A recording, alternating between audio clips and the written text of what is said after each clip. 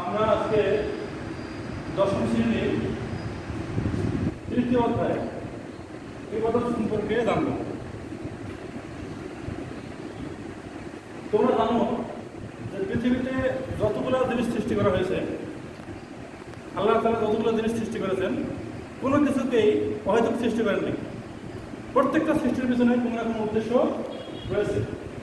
তেমনিভাবে মানুষকেও সৃষ্টি করা হয়েছে শুধুমাত্র ইবাদত করার জন্য। এ সম্পর্কে আল্লাহ তাআলা কুরআন শরীফে ঘোষণা করেছেন, বিসমিল্লাহির রহমানির রহিম, ওয়া মা খালাকতুল জিন্না ওয়াল ইনসা ইল্লা লিয়াবুদুন। আমি মানুষ ও জিনকে শুধুমাত্র আমার ইবাদতের জন্যই সৃষ্টি করেছি। সূরা আয-যারিয়াত আয়াত নম্বর ৫৭। আজকে আমরা দেখব ইবাদত আসলে কি, কি করলে ইবাদত হবে। আমরা যে কাজগুলো করতেছি সবগুলো ইবাদত হয় কিনা, নাকি কোনো কাজ আমাদের অহেতুক করা হয়।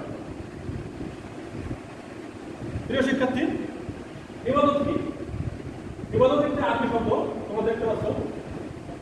আমরা এখানে আরবিতে লিখেছি, বাংলাতে লিখেছি। যেহেতু ধর্মের ক্লাস, ধর্মের বেশিরভাগ পরিভাষা আরবিতে হয়, সুতরাং এটা আরবিতেও দেখানো হচ্ছে। ইবাদত আরবি শব্দ, এর বাংলা অর্থ করলে দাঁড়ায় চূড়ান্তভাবে বিনয় প্রকাশ করা, নিজের ইচ্ছাকে সমর্পণ করা, দাসত্ব করা, অনেকে বলে বন্দিগি করা, এটাও হতে পারে। তো এটা হচ্ছে ইবাদত শব্দের শাব্দিক অর্থ। বিনয়, বিনয় বাংলা শব্দ। এই শব্দ থেকে আমরা বুঝতে পারি যে ইবাদতটা আসলে কি হতে পারে।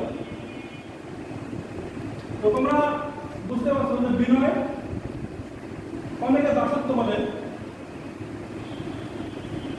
বা বন্দিগি বলে। এই সবকিছু ইবাদত শব্দের শাব্দিক অর্থ, ইবাদত শব্দের শাব্দিক অর্থ। কিন্তু শরীয়তের বিষয়গুলা এর একটা পারিভাষিক অর্থ থাকে। কোন পরিভাষায় এই শব্দটা ব্যবহার হয়, সে পারিভাষিক অর্থটাই হলো এখানে মূল। তো পরিভাষায় আমরা বলবো আল্লাহ তাআলার যাবতীয় বিধিবিধান, যেমন আদেশগুলোকে পালন করব আর নিষেধগুলোকে বর্জন করব, এর নাম হচ্ছে ইবাদত। আল্লাহ তাআলার আদেশ যেমন সালাত, সাওম, হজ, যাকাত, পিতামাতার প্রতি সৎ ব্যবহার, আত্মীয় স্বজনের হক আদায় করা, এই সমস্ত কিছু হচ্ছে আদেশ। আর নিষেধ যেমন হালাল খাদ্য, হারাম বর্জন করতে হবে, সুদ খাওয়া যাবে না, ঘুষ খাওয়া যাবে না, মানুষকে হত্যা করা যাবে না, এই সমস্ত কিছু বর্জন করা। মানে আদেশগুলো মানবো আর নিষেধগুলো মানবো, এই সব কিছু মিলে হচ্ছে ইবাদত। আর ইবাদত করতে গেলে আমাদের অবশ্যই নবী এবং রাসূলের দেখানো পথে চলতে হবে। নবী রাসূলের দেখানো পথে চলাও হচ্ছে ইবাদত। কারণ নবী রাসূল ছাড়া আমরা ইবাদত সম্পর্কে, আল্লাহ সম্পর্কে জানতে পারবো না। সেজন্যই আমাদেরকে নবী রাসূলের পথে চলতে হবে। তো প্রিয় শিক্ষার্থী, তোমরা হয়তো ইতিমধ্যে ইবাদত সম্পর্কে জেনে ফেলেছো। এখন তোমাদের মনে প্রশ্ন উঠতে পারে যে আমরা কেন ইবাদত করব।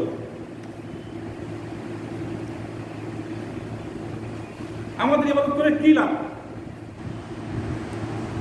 এখানে বিষয়টা হলো যে ইবাদত আমরা এজন্যই করবো কারণ আল্লাহ আমাকে সৃষ্টি করেছেন ইবাদত করার জন্যই। আর ইবাদত আমি আমার জন্য করব, আল্লাহর জন্য নয়। যেমন সালাত, আমি যদি সালাত আদায় করি সেটা আমার উপকার, সেটা দুনিয়াতেও আমার উপকার আছে, এমনকি মৃত্যুর পরেও আমার এই সম্পর্কে উপকার আছে। আর ইবাদতের মূল উদ্দেশ্য হলো আল্লাহর সন্তুষ্টি অর্জন করা। কারণ আমি যদি আল্লাহর আদেশ মানি তাহলে আল্লাহ আমার উপর সন্তুষ্ট, আর আল্লাহর আদেশ মানাটাই হচ্ছে ইবাদত। আর ইবাদতের মধ্য দিয়ে আমরা সৃষ্টিকর্তাকে চিনতেও পারি, সেজন্যই আমাদের ইবাদত করতে হবে। ইবাদতের, এবার আমরা দেখব ইবাদতের গুরুত্ব। ইবাদতের গুরুত্ব আসলে কি, কি লাভ, ইবাদত করলে আমাদের কি লাভ হবে। এখানে তোমাদের বইয়ে সুন্দর করে বলে দেওয়া আছে যে আল্লাহ তাআলা যে সৃষ্টি করেছেন সমস্ত মানুষ এবং অন্য অন্য প্রাণী। মানুষ একটা এছাড়া অন্য সকলগুলো একটা সৃষ্টি। তো এই দুটোর মধ্যে পার্থক্য হচ্ছে ইবাদত। মানুষকে আল্লাহ বুদ্ধি এবং বিবেক দিয়েছেন, আর অন্য সমস্ত প্রাণীকে শুধু বুদ্ধি দিয়েছেন, কিন্তু তাদেরকে বিবেক দেন নাই। এজন্য তারা ভালো মন্দ যাচাই করতে পারে না। সেজন্যই তারা এমনকি নিজেরাও নিজের জীবনকে ধ্বংস করে দেয়। আর মানুষের বুদ্ধি বিবেক আছে, এজন্যই মানুষকে ইবাদত করতে হবে। মানুষ তার বুদ্ধি খাটিয়ে ব্যবসা করতে পারে, বাড়ি তৈরি করতে পারে, চাকরি করতে পারে, বিভিন্ন পেশা অর্জন করতে পারে। আর যেহেতু মানুষ এই সব কিছু করতে পারে, এই সব কিছুর সুক্রিয়া হিসেবে মানুষকে ইবাদত করতে হবে। প্রিয় শিক্ষার্থী, এবার আমরা দেখব ইবাদতের প্রকারভেদ, মানে ইবাদত কত প্রকার হতে পারে। মানুষ যে ইবাদতগুলো করে থাকে, এই ইবাদতগুলো হচ্ছে দুই প্রকার। একটা হচ্ছে নাম্বার 1 হাক্কুল্লাহ,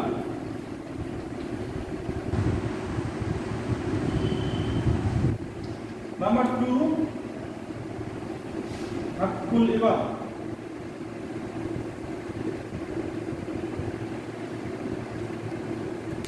এখন ইবাদত করা হলো দুই প্রকার, একটা হচ্ছে হাক্কুল্লাহ, একটা হচ্ছে হাক্কুল ইবাদ। হাক্কুল্লাহ হচ্ছে আল্লাহ তাআলার হক সংক্রান্ত যে সমস্ত ইবাদত সরাসরি আল্লাহ তাআলার সাথে সম্পৃক্ত, যেটা করলে সরাসরি আল্লাহর আদেশ পালন করা হয়, সেটা হচ্ছে হাক্কুল্লাহ। এখানে হাক্কুল্লাহ পালন করার মধ্য দিয়ে ব্যক্তি উপকৃত হয়, সংশ্লিষ্ট, মানে যে ব্যক্তি এটা পালন করতেছে সেই উপকৃত হচ্ছে, আর আল্লাহ হক আদায় হচ্ছে। এজন্য এটাকে হাক্কুল্লাহ বলা হয়। যেমন সালাত, সাউম,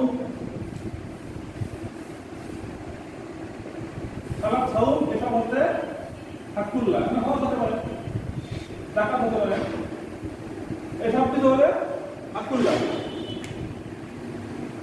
হাক্কুল্লাহ যদি কেউ আদায় করে, তাহলে সে সৃষ্টিকর্তার আদেশ পালন করার কারণে সে দুনিয়াতেও লাভবান হবে। এমনি হবে যেহেতু ইবাদত করার মধ্য দিয়ে আল্লাহ সন্তুষ্ট হয়, আল্লাহ সন্তুষ্টি অর্জন করা যায়, সেজন্যই সে আখিরাতেও এই হাক্কুল্লাহ আদায় করার কারণে সফল কাম হবে। যেমন উদাহরণস্বরূপ আমরা বলতে পারি সালাত। উদাহরণস্বরূপ বলতে পারি সালাত। যদি কোনো ব্যক্তি সালাত আদায় করে, দৈনিক 5 ওয়াক্ত সালাত ঠিকমতো আদায় করে, তাহলে সেই ব্যক্তি তাকে আল্লাহ তাআলা 5টা পুরস্কার দেবেন। দৈনিক কোনো ব্যক্তি সঠিকভাবে সালাত আদায় করলে তাকে আল্লাহ তাআলা 5টা পুরস্কার দেবেন। এর মধ্যে একটা হচ্ছে দুনিয়াতে, আর 4টা হচ্ছে আখিরাতে। মানে একটা তার জীবদ্দশায় সে পাবে, আর 4টা পাবে হলো মৃত্যুর পরে। আর জীবদ্দশায় যেটা পাবে সেটা হচ্ছে মানুষ যেটা নিয়ে সবচেয়ে বেশি টেনশনে থাকে, তার খাওয়া দাওয়া, সে কী খাবে। ঠিক এটাকে রিজিক, এই রিজিকের পেরেশানি তার মধ্য থেকে আল্লাহ দূর করে দেবেন। এমনিভাবে আখিরাতেও আরও 4টা পুরস্কার আছে। সেটা হচ্ছে, আমি সংক্ষেপে বলি, সেই ব্যক্তির কবরের আযাব মাফ করে দেবেন, কবরের মধ্যে তার কোনো আযাব হবে না। এমনিভাবে তার আমলনামা ডান হাতে দিয়ে দেবেন, তারপরে বিজলির মতো তাকে সিরাত পার করে দেবেন, এবং বিনা হিসেবে জান্নাত দিয়ে দেবেন। এটা একটা হলো আখিরাতের পুরস্কার। প্রিয় শিক্ষার্থী, ইবাদতের দ্বিতীয় ভাগ হাক্কুল ইবাদ। এবার আমরা হাক্কুল ইবাদ সম্পর্কে জানব। হাক্কুল ইবাদ হলো পৃথিবীতে যতগুলো সৃষ্টি আছে, মানুষ থেকে শুরু করে যতগুলো সৃষ্টি আছে, সমস্ত সৃষ্টির প্রতি আমার কিছু না কিছু কর্তব্য আছে। এই কর্তব্যগুলো একেবারে হাক্কুল ইবাদ। তবে যেহেতু মানুষ আশরাফুল মাখলুকাত, শ্রেষ্ঠ সৃষ্টি, সুতরাং আমার কর্তব্যগুলো আমাকে মানুষ দিয়ে শুরু করতে হবে। আমি আগে মানুষের প্রতি কর্তব্য করব, তারপরে অন্য প্রাণীর প্রতি। সকল প্রাণীর প্রতি করতে হবে, কিন্তু আগে মানুষের প্রতি, তারপরে অন্য প্রাণীর প্রতি। তাহলে আমরা জানলাম হাক্কুল ইবাদ হচ্ছে আমি ছাড়া পৃথিবীতে যত প্রাণী আছে সমস্ত প্রাণীর প্রতি আমার যে কর্তব্য সেটা হচ্ছে হাক্কুল ইবাদ। এখন হাক্কুল ইবাদকে আবার দুই ভাগে ভাগ করা আছে। একটা হচ্ছে পিতামাতা,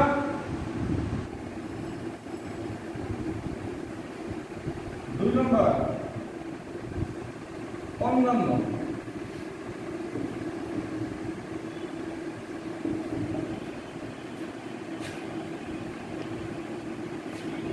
অন্যান্য সকল প্রাণী। তাহলে হাক্কুল ইবাদের প্রথমটা আমরা পেলাম পিতামাতা। কেন পিতামাতা?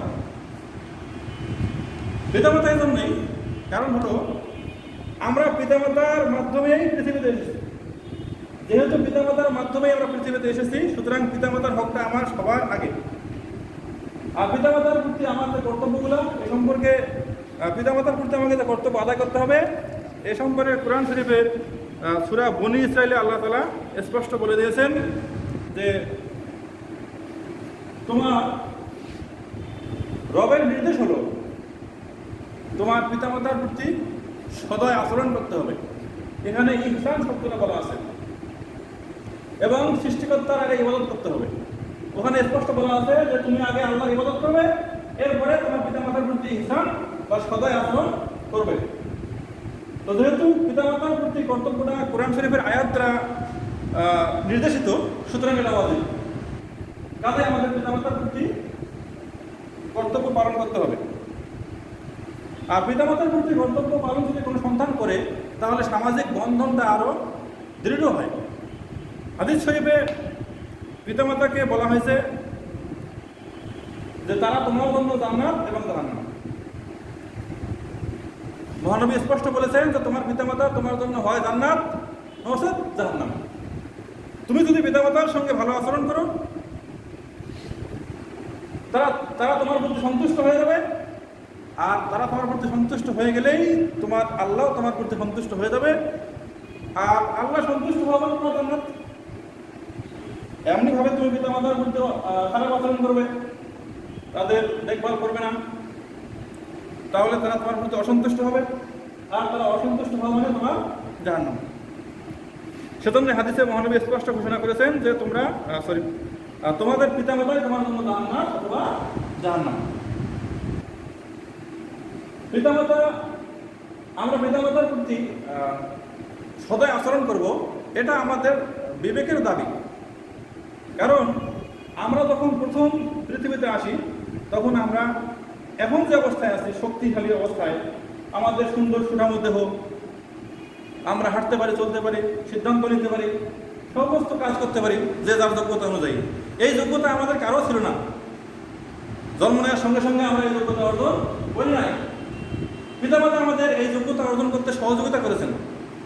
আমরা যখন জন্ম নিয়ে যখন শুয়েছিলাম তারা আমাদেরকে আস্তে আস্তে হাঁটাতে শিখেছেন, আর আমরা তাদের হাত ধরে হাঁটছি।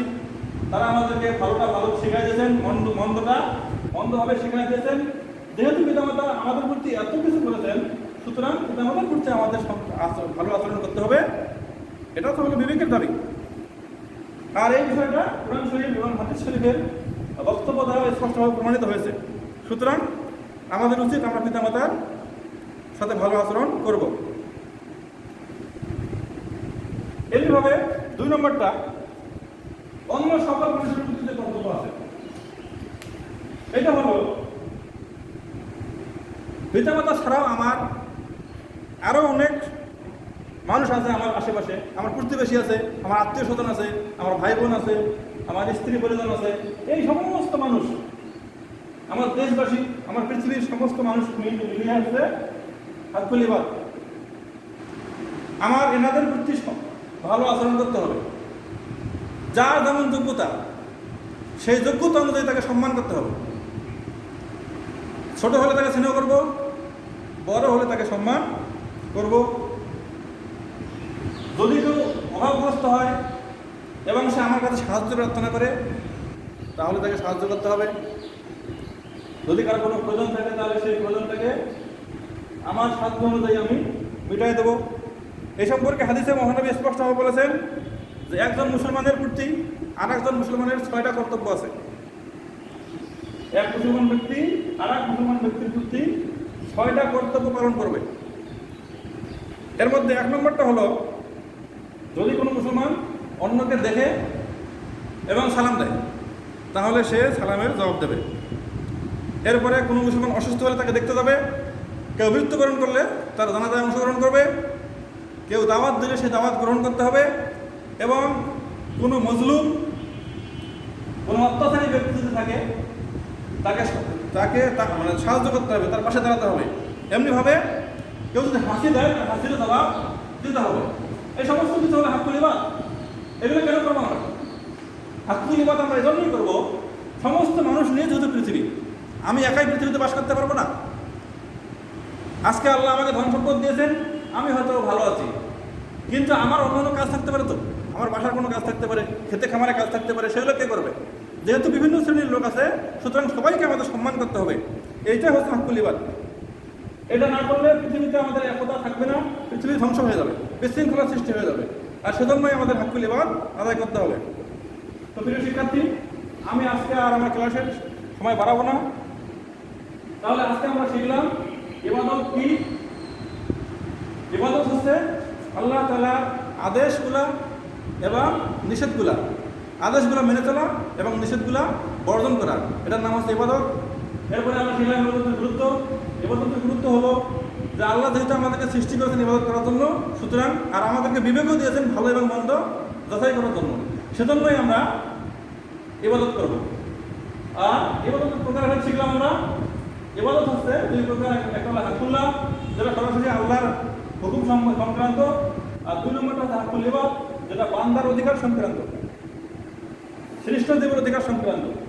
আর হাক্কুল ইবাদকে আমার 2 ভাগে ভাগ করা হয়েছে, একটা হচ্ছে পিতামাতার হক, একটা হচ্ছে অন্য সকল প্রাণীর হক। আমি আশা করি আমি যতটুকু আলোচনা করেছি এখান থেকে তোমরা এটা বুঝতে পারবে।